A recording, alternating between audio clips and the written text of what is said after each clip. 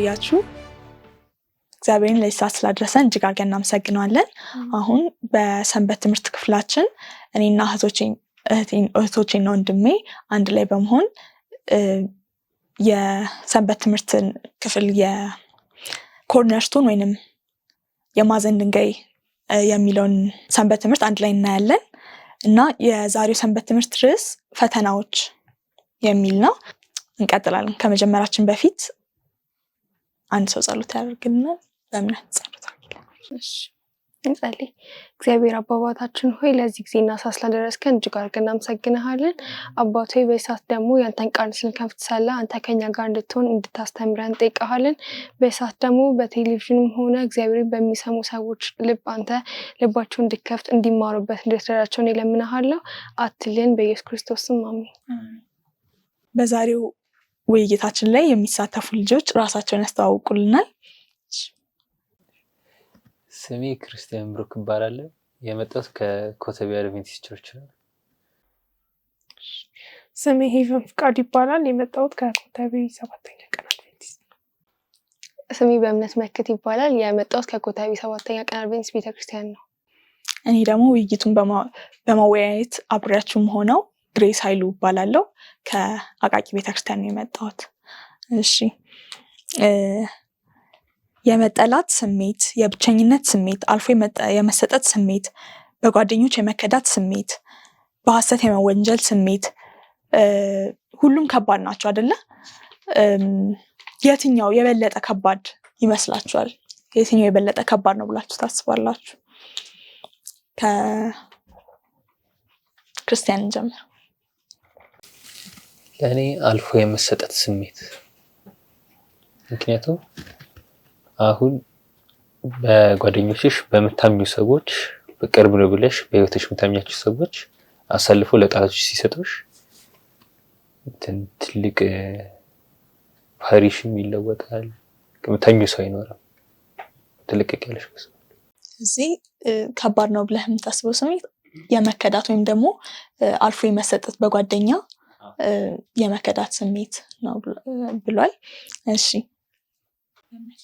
እሺ እኔ ደግሞ እንደሱ ተመሳሳይ ነው የማስበው። በጓደኞቻችን የመከዳት ስሜት ነው። ምክንያቱም የኔ ብለሽ የምታስቢ ሰው የቅርቤ ነው ብለሽ የምታስቢ ሰው ጓደኛ ማለት ከቤተሰብ ባለፈ ያንቺ በጣም ክሎዝ የሆነ ሰው ነው አይደለ? እና የተለያዩ ነገሮች ችግርሽን ሊሆን ይችላል፣ ብዙ ነገሮችን ሼር ልታረጊ የምትችይው ሰው ነው እና ያ ሰው ሲከዳሽ በአንቺ ላይ መጥፎ ነገር ሲያስብ በጣም የሞራልም ሊሆን ይችላል የሆነ መጥፎ ስሜትም ይሰማሻል እና በጓደኞች ስትከጂ ያለው ስሜት በጣም ራስሽ ዝቅ እንድታረጊ የሚያደርግሽ እና በጣም የሚጎዳ አይነት ስሜት ነው ብዬ አስባለሁ። እሺ እናመሰግናለን። እሺ ሄቨን። እኔ የብቸኝነት ስሜት ነው የምለው። ምክንያቱም በህይወታችን ስንኖር አንዳንዴ ለሰው ብለን የምንኖርባቸው ጊዜያቶች በህይወታችን ሊገጥሙ ይችላሉና ችግራችንን የምናካፍለው ምንም ባያደርግልን እንኳን የሆነ ሀሳባችንን ልንነግረው የምንችለው ሰው አጠገባችን ሲኖር ለመኖር ተስፋ ይኖረናል፣ ሌሎችን ነገሮች ለማድረግ ተስፋ ይኖረናል እና የብቸኝነት ስሜት ለኔ በጣም ከባድ ነው። እሺ ሁላችሁም የገለጻችሁት ትክክል ነው። ሁሉም ራሳችን ላይ ሲመጣ ከባድ የምንለው ስሜት ነው እና ክርስቶስ ደግሞ ያለፈበትን ሁኔታ አብረን የምናጠና ይሆናል። ወደ ሉቃስ ምዕራፍ 23 ቁጥር ከ1 እስከ 25 ያለው እናልፋለን። እንዲህ ይላል።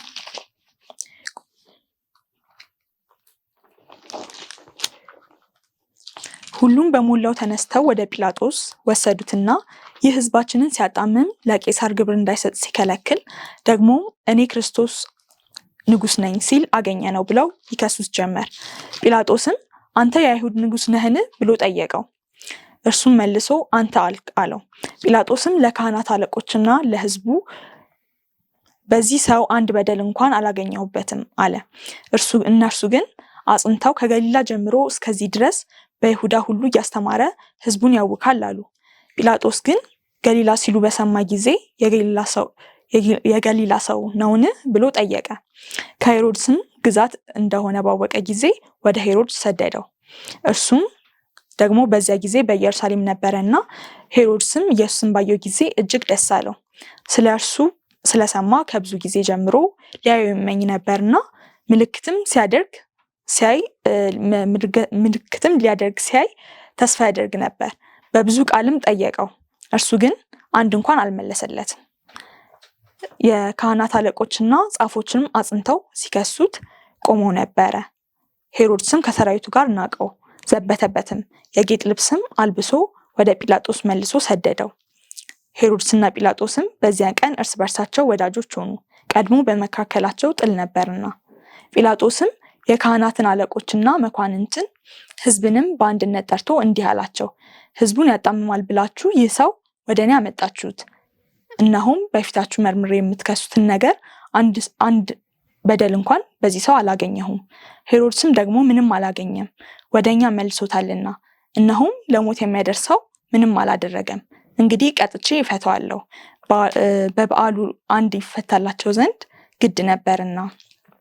ከዛ ሁላቸውም ስቀለው እያሉ ሲቀጥሉ እንደነበረ ክሱ በክርስቶስ ላይ ጨምሮ እንደነበር እናያለን። እዚህ ጋር 6 ቦታ ላይ ክርስቶስ ቆሞ እናገኘዋለን። በዚህ ታሪክ ላይ የመጀመሪያው በካህናት አለቆች በነበሩት በሐናና በቀያፋ ፊት ቆሞ ነበረ እና በሐና ፊት እና በቀያፋ ፊት የነበረውን ታሪክ በዮሐንስ ምዕራፍ 18 ከ12 እስከ 23 እና በቀያፋ ፊት ደግሞ ማርቆስ 14 55 እስከ 65 ያለውን እናያለን። ሀሳብ ምን ይላል? ዮሐንስ 18 ከ12 እስከ 23 እንግዲህ የሻለቃውና ጭፍሮቹ የአይሁድ ሌሎችም ኢየሱስን ይዘው አሰሩት፣ አስቀድመውም ወደ ሐና ወሰዱት። በዚያች ዓመት ሊቀ ካህናት ለነበረው ለቀያፋ አማቱ ነበርና። ቀያፋም አንድ ሰው ስለ ሕዝብ ይሞት ዘንድ ይሻላል ብሎ ለአይሁድ የመከራቸው ነበር።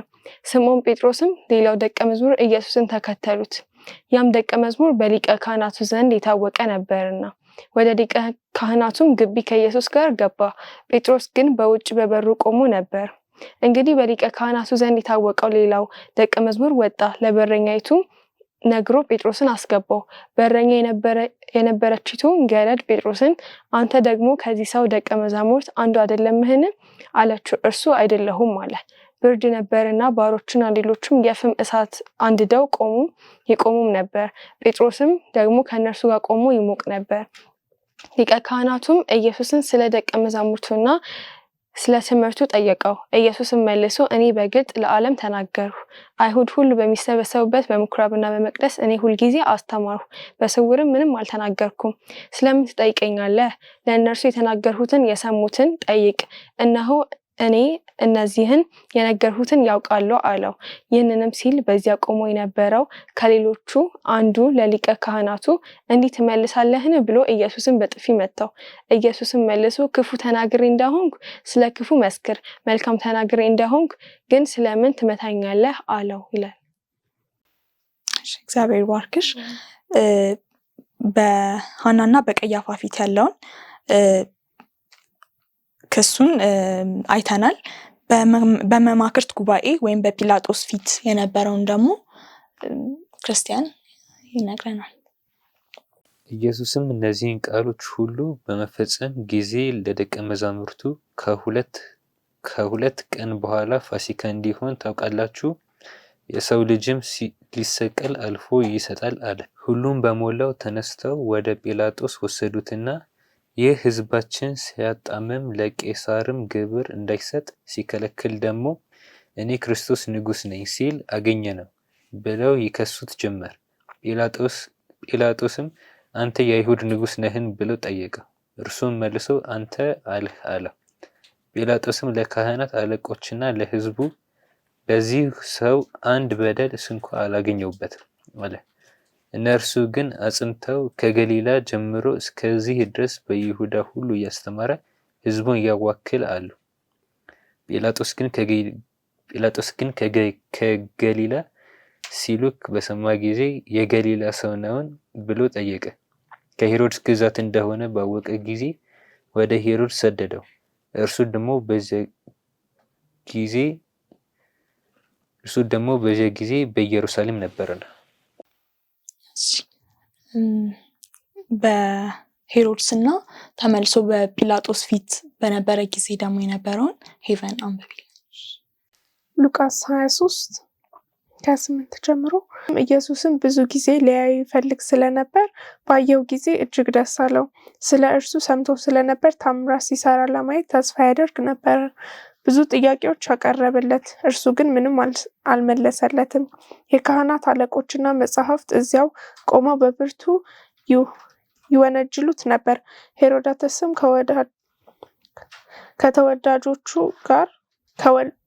ከወታደሮቹ ጋር ናቀው፣ አፌዘበትም። የክብር ልብስ አልብሶ ወደ ጲላጦስ መልሶ ሰደደው። ሄሮድስና ጲላጦስ በዚሁ ዕለት ተወዳጁ። ቀደም ሲል ግን በመካከላቸው ጥል ነበር። ጲላጦስ የካህናት አለቆች፣ ገዢዎችና ሕዝቡ በአንድ ሰብስቦ እንዲህ አላቸው፣ ይህ ሰው ሕዝብ ለአመፅ ያነሳሳል ብላችሁ ወደ እኔ አምጥታችሁት ነበር።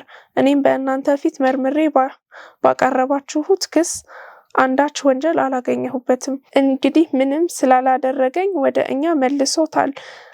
እንደሚታዩት ይህ ሰው ለሞት የሚያበቃ ምንም ነገር አልፈጸመም። ስለዚህ ቀጥቼ አልፈዋለሁ። ይህንን ሰው በበዓሉ አንድ እስረኛ እንዲፈታላችሁ የግድ ያስፈልግ ስለነበር ሕዝቡም በአንድ ላይ ይህ ሰው ወዲያ አስወግደ በርባንን ፍታ እያሉ ጮሁ። በርባን በከተማ ውስጥ የሕዝብ አመፅ በማነሳሳትና በነፍስ ግድያ የታሰረ ሰው ነበር። ጲላጦስም ኢየሱስን ሊፈታው ስለፈለገ እንደገና ተናገረ። እነርሱ ግን ስቀለው እያሉ ይጮሁ ነበር። ጲላጦስም 3ኛ ጊዜ ለምን ይህ ሰው ምን የፈጸመው ወንጀል አለ? እኔ ለሞት የሚያበቃ ምንም በደል አላገኘሁበትም። ስለዚህ ቀጥቼ አልፈዋለሁ አላቸው። እነርሱ ግን ድምፃቸውን ከፍ በማድረግ እንዲሰቀል አጥብቀው ለመኑት። ጩኸታቸውም በረታ። ስለዚህ ጲላጦስ የጠየቁትን እንዲፈጽም ውሳኔ አስተላለፈ። የሕዝብ አመፅ በማነሳሳትና በነፍስ ግድያ ታስሮ የነበረው እንዲፈታላቸውም የለመኑት ያን ሰው ፈታላቸው። ኢየሱስን ግን እንዳሻቸው እንዲያደርጉት አሳልፎ ሰጣቸው ይላል። እግዚአብሔር ባርክሽ። እዚህ ጋር ሲከሱት የነበሩ ሰዎች፣ ሲከሰስባቸው የነበሩ ሰዎች እንደነበሩ እናገኛለን እና በመጀመሪያ በሐናና በቀያፋ ወይም ደግሞ በመማክርት ጉባኤ ውስጥ ነበረ። ከዛ በኋላ ደግሞ ወደ ጲላጦስና ወደ ሄሮድስ ሲያመጣቸው እናያለን እና ይህንን የሄሮድስና የጲላጦስና የካህናት አለቆችን አመለካከት እንዴት አነጻጽረን እናየዋለን? ከክሪስ እንጀምር። ጲላጦስና ሄሮድስ የነበራቸው አመለካከት ከእግዚአብሔር ጋር ነው፣ ከክርስቶስ ጋር ለክርስቶስ የነበራቸው አመለካከት ጴጥሮስ ጴጥሮስ አውቆ ነበር ሐሰተኛ እንዳልሆነ። እነሱ ደግሞ ዝም ብለው ያደርጉት እንደሆነ ምክንያታቸው አንድ ብራቸው ያልቅባቸዋል። እናም ሰዎቹ ይሄዱብናል፣ ሮሚ ሰዎች መጥተው ይወስዱብናል ሰዎቻችንን ብለው ፈርተው ነው ለዛ እሱን እንግደል ብለው የተስማሙት። ለዛ በጴጥሮስም ሄሮድስም በአመለካከታቸው እሱ ሐሰት የለበትም፣ ንጹህ ሰው ነው፣ ቀጥተነው ዝም ብለን እንፈታለን ብለው ነበር ያሰቡት። እሺ እግዚአብሔር ባርክ። እሺ በእምነት እሱ እንዳለ ሆኖ ግማሾቹ ሰዎች ክርስቶስ ምንም ነገር እንደሌለበት ያውቃሉ። ማለት አንድ ሰው የሆነ ችግር በተፈጠረ ጊዜ ሪል ማንነቱ ይታወቃል እና ክርስቶስም ይሄ በዚህ ጊዜ ችግር በተፈጠረ ጊዜ የምር ከልቡ ፍቅር እንደሆነ ሩህሩህ አምላክ እንደሆነ ባህሪው ተገልጿል አይደለ? እና ምንም ኃጢአት እንደሌለበትም ደግሞ እነ ጲላጦስ ያውቃሉ። ግን ደግሞ ከህዝቡ ጩኸት የተነሳ ህዝቡ ደግሞ እሱን ለመጣል እሱን ለመዋጋት ምንድነው በውሸት ራሱ ነበር እየተናገሩ የነበረው። እና ስናነጻጽረው ምንድነው አንዳንድ ጊዜ እውነት እንደሆነ እያወቅን የማናደርግባቸው ጊዜያቶች እንደሚኖሩና እንዲሁም ደግሞ ብዙሃኑ ውሸት እንደሆነ ወይ ደግሞ ውሸት እንደሆነ እያስተዋለ ጥቂት ሰው ግን እውነት መሆኑን የሚረዳ አካባቢ እንዳለ የተረዳሁት። እሺ እግዚአብሔር ይባርካችሁ። እዚህ ጋር ደግሞ የተከሰሰባቸው ርዕሶች ነበሩ አይደለ? እኛው ከተከሰሰባቸው ርዕሶች አንዱ ምንድን ነበር? ይቅርታ፣ ይህ ሰው ህዝባችንን እያጣመመ ነው፣ ግብር ለቄሳር እንዳይከፈል እያሳመፀ ነው የሚል ሀሳብ ነበረ እና ይህ ሀሳብ ክርስቶስን ለመክሰስ ከነበረው ፍላጎት እንደሆነ እንረዳለን። ምክንያቱም ይህን ነገር በግልጽ ከዚህ በፊት በነበሩት ቶፒኮች ላይ ክርስቶስ በህይወት እያለ በነበረበት ጊዜ ላይ ያገኘነው ነገር ነበር። ምንድን ነው? የቄሳርን ለቄሳር የእግዚአብሔርን ለእግዚአብሔር ብሎ በትክክል በግልጽ ተናግሮ ነበረ። እዚህ ጋር ግን ክሱን የውሸት እንደሆነ አንድ የውሸት ክስ ደርሶበት እንደነበረ ይናገሩ ነበር። ከዛም ደግሞ ሄሮድስን ስናየው ሄሮድስ ክርስቶስን ሊያየው ይፈልግ ነበር፣ ታምራት ሲያደርግ ሊያገኘው ይፈልግ ነበረ፣ ይጓጓ ነበር። ከዛ ግን እሱ ሲያየው አንተ ማነህ? አንተ የአይሁድ ንጉስ ነህ ምናምን ብሎ ሲናገረው ክርስቶስ ጸጥ ነበር ያለው እና በዚህ ጊዜ ከህዝቡ ጋር መልሶ ናቀው ሲለው እናያለን። እና ምንም ያህል እንኳን ሄሮድስም ጲላጦስም ትልቅ ስልጣን የነበራቸው ይፈርዳሉ ተብሎ የተቀመጡ ሰዎች ቢሆኑም ነገር ግን ምንድነው እዚህ ጋር ሲያደርጉ ምናየው ያላመኑበትን ነገር ጲላጦስን ስፔሲፊካሊ ስናየው ያመነበት ነገር አለ። ይሄ ሰው ምንም ኃጢአት አልነበረበትም የሚል ነገር አግኝቶበታል እና ነገር ግን ህዝቡ ይጮህ ስለነበረ በዛ አማካኝነት ክርስቶስ ላይ ሊፈርድ ይችላል እና ይሄ ምንም እንኳን ትልቅ ቦታ ምንም ወይም ደግሞ ትክክል ነኝ ብለን የምናስበው ነገር ቢኖርም ሊሳሳት እንደሚችል ሰው እንረዳለን። ከዛም ደግሞ ትክክል ነን ብለን ያሰብንበት ይሄ ክርስቶስ ያስተምረናል ብለን ክርስቶስ አስተምሮን ወይም ደግሞ ልባችንም ነግሮን በእግዚአብሔር ፊት ትክክል እንደሆነ ያመንነውን ነገር በትክክል መፈጸም እንድንችል ትምህርት ይሆነናል። እሺ ሌላኛው ጥያቄ ይሄ በክርስቶስ ፊት ክርስቶስ ተከሶባቸው የነበረባቸው ክሶች ወደ ድነት እቅድ የሚያመላክቱት እንዴት ነበር ይላል። ክርስቶስ የተከሰሰባቸው እያንዳንዱ ነገሮች አሉ እና እያነሳችሁ ምሳሌ የሰጣችሁባቸው ብታነሷቸው አሪፍ ነው። እነዛ ክሶች ላይ እንዴት ነው ወደ ድነት እቅድ ያመላክቱ የነበረው? እንዴት ነው የክርስቶስን ጻድቅነት ያመላክቱ የነበረው? እሺ ክርስቶስ የተከሰሰባቸው ብዙ ክሶች አሉ አይደለ? እንደምናውቀው አንደኛ ነገር ህዝቡን ግብር እንዳይከፍል ለቄሳር እንትን እያለብን ነው፣ እያበላሸብን ነው፣ ብቻ ነገሮችን እየበጠበጠብን ነው ብለው ተናግረዋል። እናም ደግሞ አንተ የምርም የእግዚአብሔር ልጅ ነው ወይ ሲሉት አንተ እንዳልክ ብሎ ሲመልስላቸው ጭራሽ ከዚህ በላይማ ካደረጋቸው ጥፋቶች እነሱ ከተናገሩ ጥፋቶች ይልቅ በቃ ይማ ትልቁ ስድብ ነው ብሎ ነበር የወሰዱት አይደለ? እና ከክርስቶስ ድነት ጋር ስናመሳስለው እና ጲላጦስም እና ሄሮድስም የሆነ ሰዓት ላይ የሚመልሷቸው መልሶች አስተውላይን ከሆነ መንፈስ ቅዱስ ነበር ሲሰጣቸው የነበረውና ከራሳቸው በሰዎች ዘንድ ይሄ ታስቦ የሚደረግ ነገሮች አልነበሩም። ክሱም ቢሆን የእግዚአብሔር ትንቢት የእግዚአብሔር ዓላማ ይፈጸም ዘንድ የነበረ ክስ ነው እንጂ ይሄ ታስቦ ወይ ታቅዶ የነበረ አልነበረም በዛ ሰዓት ማለት ነው። እና ከድነት ጋር ስናገናኘው ምንድነው ክርስቶስ እንድንድን የሚፈልግባቸው መንገዶች ውስጥ ያሉ ክሶች ናቸው እነዚህ ክሶች ማለት ነው። እና በዛ ሰዓት ክርስቶስ አምላክ እንደሆነ የማያውቅ ሰው ሊኖር ይችላል። ብዙ ሰው ተሰብስቦ አልነበረ ሲከሱት እየሰሙ የነበሩት እና ክርስቶስ መሆኑን የማያውቅ ሰው ሊኖር ይችላል። በዛ ሰዓት ግን አንተ አልክ ብሎ ሲመለስ አሃ ይሄ ክርስቶስ እውነት የእግዚአብሔር ልጅ ነው ብሎ የሆነ የሚገረም ሰው ሊኖር ይችላል አይደለ? እና በዛ ውስጥ ደህንነት እቅድ ምንድነው የማያውቁ ሰዎችን በነገሮቻችን በችግሮቻችን ውስጥ ራሱ ለነሱ እኛ እንድንታወቅ ሊያደርገን ይችላል ማለት ነውና የእግዚአብሔር እቅድ ክሱን እዚህ ውስጥ ያስገባው እግዚአብሔር ለዚህ አስቦ ነው ያስባሉ። እግዚአብሔር ባርክሽ። እኔም በእምነት አሁን እንዳለችው አንተ የእግዚአብሔር ልጅ ነህ ወይ ብለው ሲጠይቁት አሁን አንተ እንዳልከው ነው እንዳሉት ያህል በሱ ነው የሚመስለኝ ወደ ጻድቅ ሄሪ ጀመረ። ምክንያቱም ወርድ ፕሮፌሰር ያደርጋል ሲናገርም ኢየሱስ ሰዎች በእግዚአብሔር በቀኝ በኩል ይቀመጣሉ ብሎ ነበር። እነሱም በሱ ተበሳጭተው ነበር። ከዛም በኋላ ከዛ ይጀምራል ጻድቁ።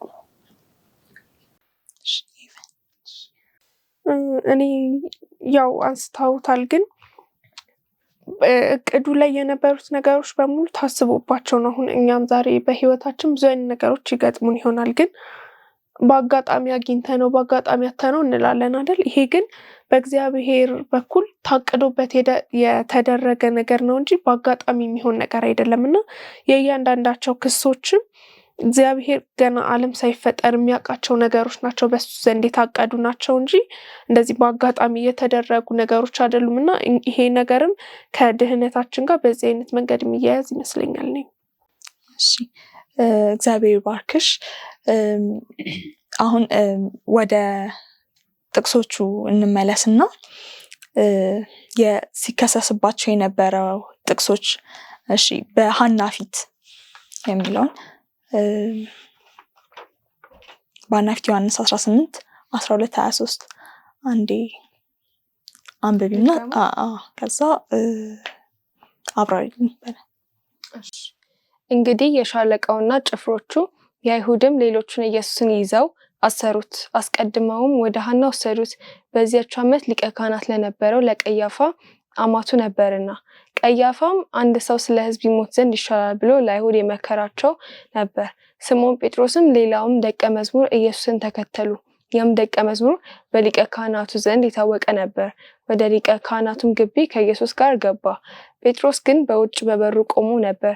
እንግዲህ በሊቀ ካህናቱ ዘንድ የታወቀው ሌላው ደቀ መዝሙር ወጣ፣ ለበረኛይቱም ነግሮ ጴጥሮስን አስገባው።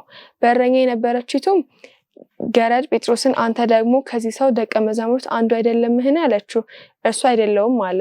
ብርድ ነበርና ባሮችና ሌሎችም የፍም እሳት አንድደው ቆሙ ይሞቁም ነበር። ጴጥሮስም ደግሞ ከእነርሱ ጋር ቆሞ ይሞቅ ነበር። ሊቀ ካህናቱም ኢየሱስን ስለ ደቀ መዛሙርቱና ስለ ትምህርቱ ጠየቀው። ኢየሱስም መልሶ እኔ በግልጥ ለዓለም ተናገርኩ። አይሁድ ሁሉ በሚሰበሰቡበት በምኩራብና በመቅደስ እኔ ሁልጊዜ አስተማርኩ፣ በስውርም ምንም አልተናገርኩም። ስለምን ትጠይቀኛለህ? ለእነርሱ የተናገርኩትን የሰሙትን ጠይቅ። እነሆ እነዚህ እኔ የተናገርኩትን ያውቃሉ አለው። ይህንንም ሲል በዚያ ቆሞ የነበረው ከሌሎች አንዱ ለሊቀ ካህናቱ እንዲህ ትመልሳለህን ብሎ ኢየሱስን በጥፊ መታው። ኢየሱስም መልሶ ክፉ ተናግሬ እንደሆንክ ስለ ክፉ መስክር፣ መልካም ተናግሬ እንደሆንክ ግን ስለምን ትመታኛለህ አለው ይላል። እና እዚህ ጥቅስ ላይ የምንረዳው ምንድነው? ክርስቶስ ቀርቦ ለፍርድ የቀረበው እና ጥያቄዎችን እየጠየቁት ነበረ እና በዛ ጥያቄዎች ውስጥ ግን ትክክለኛ መልስ ነበር አይደል ሲመልስ የነበረው። በቃ ቀጥተኛ መልስ ነበር ሲመልስላቸው የነበረውና በዛ አማካኝነት ራሱ እስካሁን ድረስ መልስ አልመለሰላቸውም ነበርና መልስ ሲመልስላቸው እንደውም ጭራሽ እንደዚህ መልስ ትመልሳለህ ብለው በጥፊ መቱትንም እዚህ ጋር ስናነብ አስተውለናልና በመሃል የምንረዳው ሐሳብ ደግሞ ምንድነው? ያመጡት ሐሳብ ብዙ ሰው ወይ ብዙ ህዝብ ከሚሞት ስንት ሰው ቢሞት ይሻላል? አንድ ሰው ቢሞት ይሻላል ነበር ያሉትና እንግዲህ ይሄን ሁላ ነገር የሚያመጡት ክርስቶስን እንትን ለማለት ነው፣ ክርስቶስን ለማጣጣል ወይ ክርስቶስን ለማግኘት ነው። እና እኛም ብንረዳው በራሳችን አድርገን ብንረዳው እንኳን እኛ በዛ ቦታ ብንሆን በክርስቶስ ቦታ ብሆን እኔ ሌሎች ሰዎች ከሚሞቱ አንቺ ብሞች ሐሳቡ አሪፍ ሆኖ ሳለ እንደ አጠቃላይ ስናየው ብዙ ሰው ከሚሞት አንድ ሰው ቢሞት የተሻለ ነው አይደለ? በጣም አስፈላጊ ከሆነ ግን ደግሞ ይሄኛው በውሸት የተጠነሰሰ እንዲሁም ደግሞ ክርስቶስን ለመጣል የተደረገ ነገር ነበርና ክርስቶስ ላይ የሚሰማው የአካልም ጉዳት እየደረሰበት ነበር፣ የሞራልም ደግሞ ትልቅ ጉዳት እየደረሰበት እንደሆነ እንረዳለን ማለት ነው። በጥፊ እስኪመቱት ድረስ ክርስቶስ የተለያየ ኃይሉ መጠቀም ይችላል አይደለ? እኛ በጥፊ ተመተን መቆየት እንደማንችለው እንደ ሰው ልንሳደብ እንችላለን፣ ቻችን ልናደርግ እንችላለን። ግን ክርስቶስ ምንድን ያደረገው? መልስን የመለሰው አይደለ? የተናገርኩት ነገር ትክክል ነው፣ ለምን ትመታኛለህ ያለውና ሲናገር ራሱ የነበረው መንገድ በርህራሄና በፍቅር ነበርና እኛም እንደሱ ነው ማድረግ ያለብን። ከዚህ ጥቅስ የምንረዳው ትልቁ ነገር እኔ የተረዳሁት ክርስቶስ እንዳደረገው ሁሉ እኛም ስናደርግ አኗኗራችን እንደ ክርስቶስ መሆን እንዳለበት፣ ርህራሄና ፍቅር የተሞላ አኗኗር። ምንም እንኳን እንደተጠቀሰልን ግራ ፊታችሁ ቢመቱ ቀኙን ስጧቸዋል የተባለው እንደዛ መኖር እንዳለብን የተረዳሁት። እግዚአብሔር ይባርክሽ። እዚህ ጋር በደንብ ተገልጿል አይደለ? ክርስቶስ ትዕግስቱን ሲፈታተኑት እናያለን። ማለት ሲከሳቸው የነበረው ነገሮች በሙሉ የክርስቶስን አቅም ይፈታተን የነበረ ክስ ነበረ። እዚህ ላይ የምንጨምሩት ሀሳብ?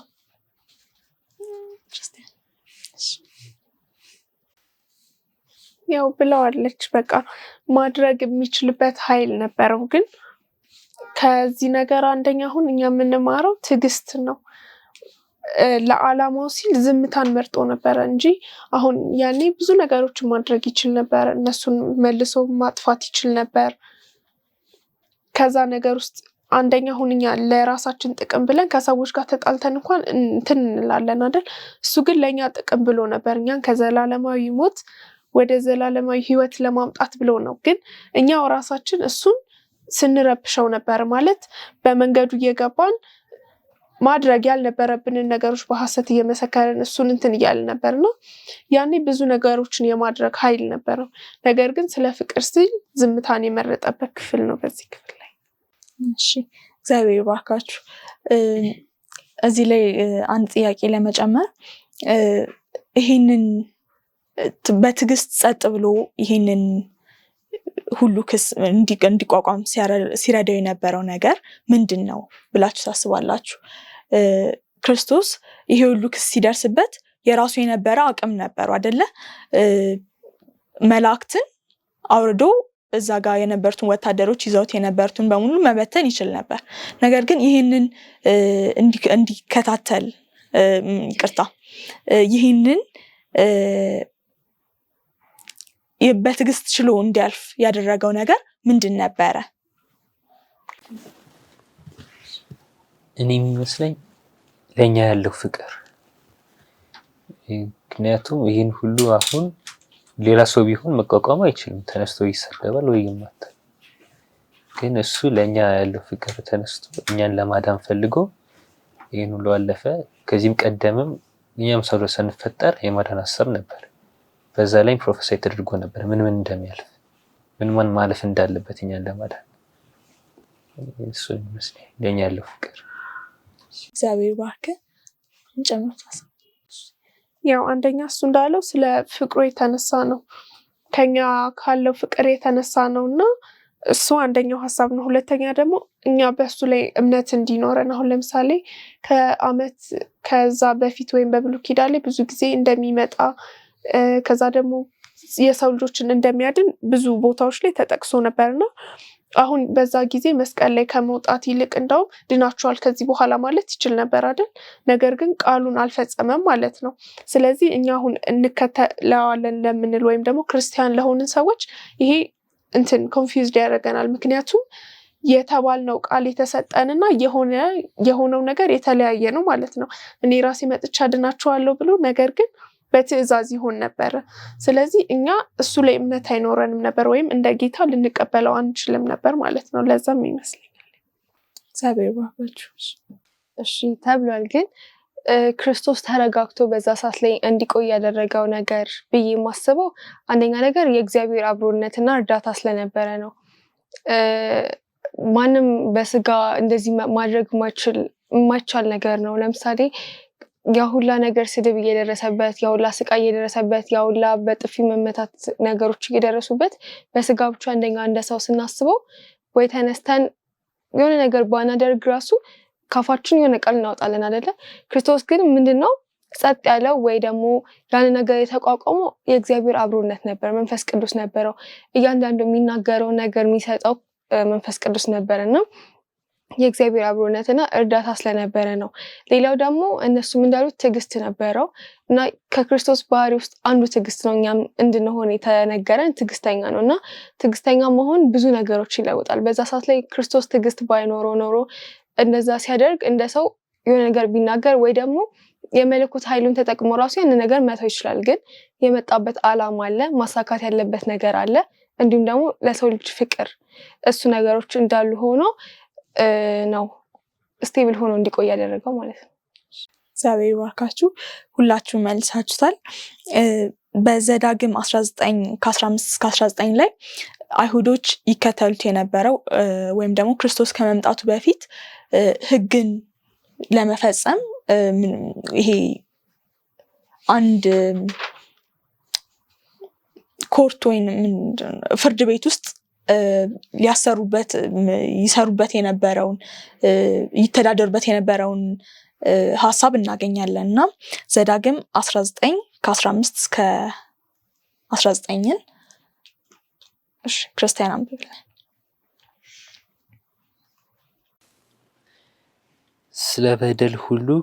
ስለ በደል ሁሉ ክፉ በማድረግም ስለሰራት ኃጢአት ሁሉ በማንም ላይ አንድ ምስክር አይቁም። በሁለት ምስክሮች ወይም በሶስት ምስክሮች አፍ ነገር ሁሉ ይጸናል። በአመፃ ይክሰሰው ዘንድ በሰው ላይ ሐሰተኛ ምስክር ቢቆም ሁለቱ ጠበኞች በእግዚአብሔር ፊት በካህናቱና በዚያ ዘመን በሚፈርዱ ፈራጆች ፊት ይቆማሉ። ፈራጆቹም አጥብቀው ይመራመራሉ። ያም ምስክር ሐሰተኛ ምስክር ሆኖ በወንድሙ ላይ በሐሰት ተናግሮ ቢገኝ በወንድሙ ላይ ያደረገው ዘንድ ያሰበውን በእርሱ ላይ ትመልሱበታላችሁ። እንዲሁም ከአንተ መካከል ክፋቱን ታስወግዳለህ። እግዚአብሔር ይባርክ። እዚህ ጋር አንድ ሰው ለመከሰስ ወይም ደግሞ አንድ ሰው ክስ ቀርቦበት ሲመጣ አንድ ምስክር ብቻ ሳይሆን ቢያንስ 3 ምስክር ያስፈልገው ነበረ። ክርስቶስ ተከሶባቸው የነበረባቸውን ክሶች ስናይ በሐሰትና ሰው ሁሉ ደግሞ በመተባበር ይሄንን ክስ ተስማምቶበት እንዳስቀመጠው እናያለን እና ይሄ በከሳሾቹ ውስጥ ያለውን ሀሳብ በደንብ ፍንትው አድርጎ እንደገለጸ እንረዳለን። ከዛ በተጨማሪ የሰዎቹን ልብ ደግሞ በውስጣቸው የነበረውን ልብ ያሳያል እና ይሄ እስቲ አብራሩት በሰዎች ውስጥ የነበረው ሀሳብ እና ክርስቶስ ደግሞ በዚህ በፈተና ውስጥ ሆኖ ሳለ በእውነተኛ ባህሪው እንዴት እንደተገለጠ ሀሳብ ጨምሩ። የሰዎቹ ሀሳብ ይጥፋልን ነበር፣ ምክንያቱም እነሱ መስተዳደር እየቻሉ አይደለም። እንደውም የሆነ ቤተ መቅደስ ሄዱ፣ ይሄ የአባቴን ቤት የሌቦች መንደር ታደርጉታላችሁ እንዲህ ብሎ ሁሉንም አሳዶ ሲያፈርስባቸው ነበርና በዛ መሰለኝ ጥያቄ የተጀመረው ከሰዎቹ ጋር። ምክንያቱም የነሱ የቦታ እንትን ነበር፣ ብር ማምረቻ፣ በቃ የቁማር የሚጫወቱበት ቦታ ነው ስልሽ። አሁን የማይፈልጉ እዛ ቤተ መቅደስ ውስጥ ያለው እግዚአብሔር ጋር የምንገናኝበት የምንጸልይበት ቦታ ነው። ግን እነሱ የቁማር ቦታ አድርገውታል፣ የመሸጫ ሱቅ አድርገውታል። በቃ ስፔስ እንደዛ አድርገውት ነው የሰዎች ሀሳብ። ክርስቶስን ሀሳብ ደግሞ ቅድም የክርስቶስ ሀሳብ ደግሞ በዚህ ፈተና ውስጥ የክርስቶስ ሀሳብ ወይም በክርስቶስ ልብ ውስጥ የነበረው ትክክለኛ ባህሪ እንዴት እንደተገለጸ እናያለን እና ምንድን ነበረ የክርስቶስ ባህሪ? ቅድም አንስተነዋል። ለመጨመር ያው ሰው ባህሪው የሚለካው በጥሩ ጊዜ ሲሆን በመጥፎ ጊዜ ወይም ደግሞ ችግር ውስጥ ባለ ጊዜ ነው። ምክንያቱም ያኔ ስሜታዊ እንሆናለን። ችግሮች ውስጥ ስንገባ ቃላታችን ሁሉ ሊቀየር ይችላል። በጣም የንዴት ቃላቶች እናወጣለን። በቃ ትክክለኛ ባህሪያችን የሚገለጸው በዛ ጊዜያት ላይ ነውና ክርስቶስ ግን በዛ ጊዜም ቢሆን በተረጋጋ መንፈስ ያናግራቸው ነበረ። አሁን በዛ ጊዜ ማድረግ ይችል ነበር፣ ሊያሳያቸው ይችል ነበር። ግን ከመጣበት ዓላማ ጋር ተቃራኒ የሆነ ሁኔታ ውስጥ ይገባ ነበርና ለዛ ምንም አላደረገም ነበርና ትክክለኛ ባህሪውም ቢሆን ምንድነው ታጋሽ ነው ማለት ነው። እስከዛሬ የመጣባቸው መንገዶች እዚህ ላይ ግን ይጸናል ይበልጥ። ምክንያቱም ችግር ላይ ሆኖ ከዚህ በፊት ከነበረው ታሪክ ጋር አንድ አይነት ይሆናል ማለት ነው። ታግሷቸው ነበረ። እንዴት ነው መጥፎ ነገር ሲያደርጉብን እኛ ጥሩ መመለስ በጣም ከባድ ነው አይደል? ለኛ ሲል መጥቶ እኛ ግን እየበደልነው ነበርና በዛም ጊዜ ቢሆን እንኳን እሱ ግን እኛን ይጠብቀን ነበርና ተሰቅሎ ራሱ የሚያደርጉትን አያውቁምና ይቅር በላቸው ይል ነበር አይደል? እኛ አሁን ሜቢ ስንጸልይ እኮ ምንድነው ፈጣሪ ሆይ ያንን ልኩን ስጠው ምናምን እኔ ላይ እንዳደረገው ምናምን እንላለን። እዚህም ጋር ቢሆን አይኑ ያጠፋ አይኑ ይጥፋ፣ እግሩን እንደዚህ ያደረገ እንደዚህ ይል ነበር። ግን እርሱ የምህረት አምላክ ሆኖ ምህረትን አሳየን። የፍቅር አምላክ ሆኖ እስከ መጨረሻው ማፍቀርን በዚህ ቦታ ላይ አሳይቶናል። እግዚአብሔር ይባርክሽ። ጨምሮ ሀሳብ አለ? በእምነት ያው ተመሳሳይ ነው ብለውታል። ግን የሰው ልጅ እንዳለችው የትክክለኛ ሀሳቡ ወይ ትክክለኛ ማውራት የፈለገው ነገር ወይ ባህሪው የሚገለጸው በችግር ውስጥ ነው አይደለ? እኔ ተናድጄ የሚያናድ ነገር አይቼ ወይ የሚያናድ ነገር በህይወቴ ውስጥ ተፈጥሮ በዛ ሰዓት ወይ የደስታ ቃል ላወጣ አልችልም፣ ወይ ደግሞ ተረጋግቼ ሰዎችን በርህራሄ በፍቅር ምናምን ላወራ አልችልም፣ እንደ ስጋ እንደ ሰው ማለት ነው። እንደውም የተለያዩ ንዴት ቃሎችን እያወጣው ሌላ ሰውንም ላስከፋ እችላለሁ፣ ላሳዝን እችላለሁ። ግን ክርስቶስ ይሄ እኛ ከምናስበው እንደዚህ ዝም ብለን ከምናወራው በሀሳብ ደረጃ ከምናገረው በላይ ነው አይደል የደረሰበት። በጣም ብዙ ግፍ እየደረሰበት ነበር፣ ክፋት። እሱ እየወደዳቸው ራሱ እነዛ ሰዎች ምን እያደረጉ ነበረ? እሱ ላይ በቃ አለ አይደለ ለአንድ ሰው ጥሩ ነገር አድርገሽለት ጥሩ ነገር እንዲመልስልሽ ነው መጠብቅ። ግን ክርስቶስ ላይ ምን ነበር እየመለሱለት የነበረው? ክፋት አይደለ? መጥላት፣ እነዛ ነገሮች ነበሩና ስለዚህ የክርስቶስን ፍቅር እዛ ጋር እንመለከታለን፣ ርህራሄውን እንመለከታለን። አሪፍ አሪፍ የሆነ ባህሪ ነበር ሲያሳይ ነበረው። የነዛ ሰዎችን ደግሞ ካህናት ነን የሚለው ራሱ የመጽሐፍ ቅዱስን የሚያስተምሩ ቤተክርስቲያን ላይ የሚያገለግሉ ሰዎች ራሱ ማንነታቸው ታወቀ አይደለ? በዛ ሰዓት በውሸት ሲመሰክሩ ውሸታሞች እንደሆኑ የተለያዩ ባህሪ እንዳላቸው ታወቀና ባህሪ ጊዜ ባህሪን ይለያል የሚለውን ተረድቻለሁ። እግዚአብሔር ይባርካችሁ። እውነት ነው አይደል? እንደ ሰውኛ ስናስበው በዚህ ፈተና ውስጥ በትዕግስት ማለፍ ከባድ ነው። ነገር ግን ክርስቶስ በዚህ ውስጥ በትዕግስት ሲያልፍ የዋህ ሆኖ በጥፊ እየተመታ ሲችለው ምን ያህል ታጋሽ እንደሆነ ምን ያህል የዋህ እንደሆነ የእሱ እኛ ላይ እንዲኖረን ያላቸው ባህሪዎች በሙሉ መገለጥ ቀድሞ ራሱ የገለጠው እንደሆነ ተረድተናል። እና ከዚህ በተጨማሪ ፈተና ሲደርስብን ባህሪያችን የእውነት ይወጣልና እዚህ ጋር ክርስቶስ በፈተና ውስጥ ሲያልፍ እውነተኛው ባህሪው እንደወጣ እኛም ከፈተና በፊት እንደዚህ በየቀኑ በምናሳልፋባቸው ጊዜያቶች ውስጥ ይሄ ትክክለኛ ያለው ክርስቶስ እንዲገለጽብን የፈለገው ባህሪ እንዲወጣ ምንድን ነው ማድረግ ያለብን? ጊዜያችንን እንዴት ነው ማስተካከል ያለብን? ይሄ የክርስቶስ ባህሪ እንዲገለጽብን ማለት ነው። ግልጽ ነው ጥያቄው ወይስ? ግልጽ ከማለት አንደኛ ቃሉን ማንበብ ነው ያለብን ብዬ አስባለሁ። ምክንያቱም የእሱን ባህሪ ራሱ ተገልጾበት የምናገኘው መጽሐፍ ቅዱሳችን ውስጥ ነው እና በቃ ቃሉን በደንብ ማንበብ ባይገባንም እንኳን ለማንበብ መሞከር በቃ። ከዛ በኋላ ደግሞ መጸለይ ያለብን የእሱ ባህሪ እንዲኖረን በቃ ከመንፈስ ቅዱስ ጋር ያለን ህልውናው እንዲታወቀን፣ ስናጠፋ እንዲመልሰን፣ በጥሩ ስንሄድ ደግሞ የመበረታታት መንፈስ በኛ ላይ እንዲኖር መጸለይ ያለብን በደንብ ማለት ነው። ከዛ ህይወታችን እየተስተካከለ በራሱ ጊዜ ቅርጽ እንትን እያለ ይመጣል። ምክንያቱም መጽሐፍ ቅዱስን ካነበብን ባህሪው ምን አይነት እንደሆነ ካየን፣ ምን አይነት ባህሪያቶችን እንደሚወድ ካየን፣ ከዛ ደግሞ መንፈስ ቅዱስ ደግሞ እንዲያግዘን ከጸለይን በቃ ወደዛ መስመር እንገባለን ማለት ነው። እና መጸለይና መጽሐፍ ቅዱስ ማንበብ አለብን ብዬ አስባለሁ። ትክክል መልሰሽዋል። ተጨማሪ ሀሳብ አላችሁ ወይስ ወደሚቀጥለው እንለፍ? እሺ ክርስቶስ የፈጸመልን ነገር ያለፈበትን ፈተና አይተናል አይደለ? እና እንደዚህ በዚህ ፈተና ውስጥ እንዲያልፍ እንደዚህ ዋጋ እንደከፈለልን ካወቅም በኋላ እኛ ለሱ የምንሰጠው ምላሽ ወይም ደግሞ ለገባን ነገር የምንሰጠው ምላሽ ምንድነው? ክርስቶስ የሚያከብረው በየትኛው መንገድ ነው ብላችሁ ታስባላችሁ? ይላል። በአምልኮ ነው? በማመስገን ነው? ራስን በመስጠት ነው? ወይስ በመዝሙር ነው? በምንድን ነው? በምን የምናቀርብለትን ምላሽ ነው እግዚአብሔር አክብሮ የሚያየው ብላችሁ ታስባላችሁ?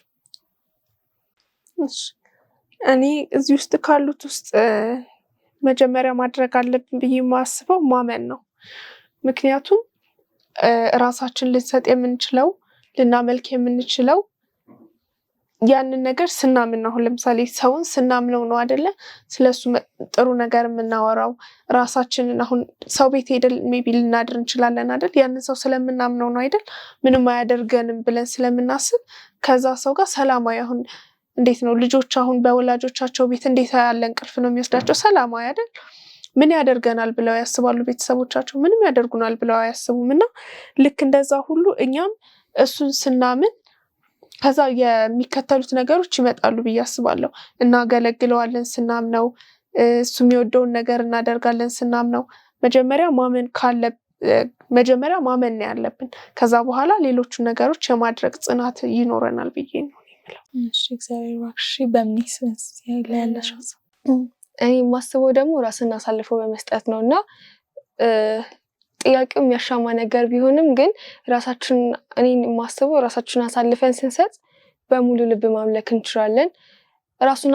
አንቺ ራስሽን አሳልፈሽ ለአንድ ነገር ሰጠሽ ማለት በቃ ኦልሬዲ ለዛ ነገር ትታዘዣለሽ፣ ትገዣለሽ ማለት ነው። እና እኛ ራሳችን ለክርስቶስ አሳልፈን ከሰጠን በቃ ሙሉ ህይወታችን የሱ ነው። መንፈስ ቅዱስ እንደሚመራ ነው የምንመራው። በክርስቶስ ቁጥጥር ስር ነው የምንሆነው ማለት ነው። እና ራሳችን አሳልፈን መስጠት ለእግዚአብሔር ደስተኛ የሚያደርገው ምላሽ ነው ብዬ አስባለሁ። ራሳችን አሳልፈን ስንሰጥ ነው የምናመሰግነው፣ የምናገለግለው፣ ሁሉ ነገሮቻችን ለሱ ክብር የምናውለው ብዬ አስባለሁ። እግዚአብሔር ይባርካችሁ። ሁላችሁም ያላችሁት እንደ መረዳታችሁ ሁላችሁም ያላችሁት ልክ ነው። ራሳችንን አሳልፈን መስጠት ተብሏል። ራሳችንን አሳልፈን ስንሰጥ እግዚአብሔርን በሙሉ ልብ ማገልገል እንችላለን። ይህንን የምናደርገው ደግሞ መጀመሪያ በእግዚአብሔር እምነት ሲኖረን ነው አይደለ?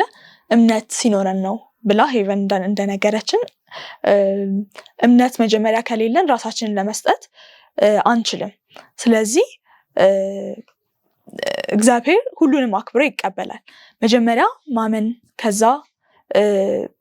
ከዛ በኋላ በተገለጠልን መሰረት ልናደርግ የምንችለውን ነገር ማድረግ እንችላለን ማለት ነው። ከዛም ማመስገን፣ ሁሉም ነገር ይመጣል። ስለዚህ እግዚአብሔር ግን ይሄ ይበልጣል ይሄ ያንሳል የሚል አምላክ አይደለም። እግዚአብሔር ከልባችን ያቀረብነውን ነገር እግዚአብሔር ይቀበለናል የሚለውን ተረተናል።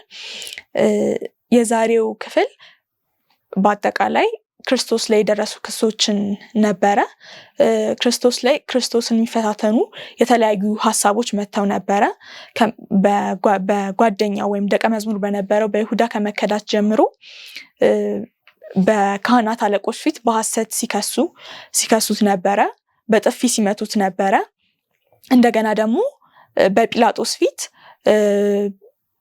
ቀርቦ ንጹሕ ሆኖ እንደተገኘ አይተናል እና በጲላጦስም በሄሮድስም ፊት ሄዶ ምንም በደል እንዳልተገኘበት፣ ነገር ግን ሲናቅ አቅሙን ወይም ደግሞ የመለኮታዊ ችሎታውን የሚፈታተን ነገር ሲደርስበት እናያለን እና በዚህ ሁሉ ክሶች ውስጥ ግን ይሄ እንዲያመለክተን ወይም ደግሞ እንድንረዳው የፈለግነው ነገር ምንድነው? የሚያስፈልገን ነገር ምንድነው?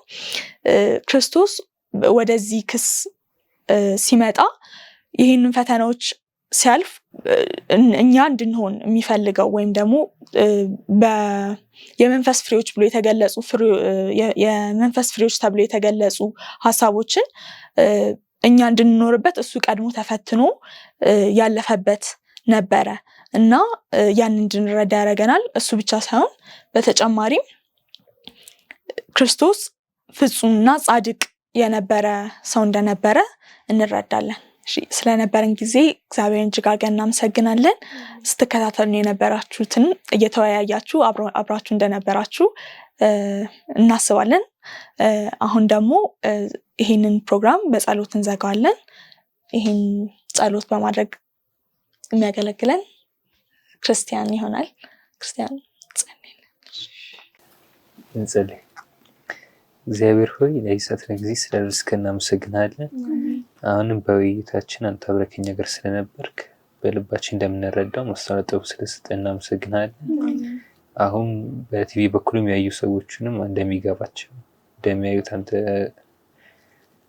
እርዳቸው። እግዚአብሔር ሆይ ጊዜያችንን አንተ ተረከብልን። በጌታ ስም አሜን።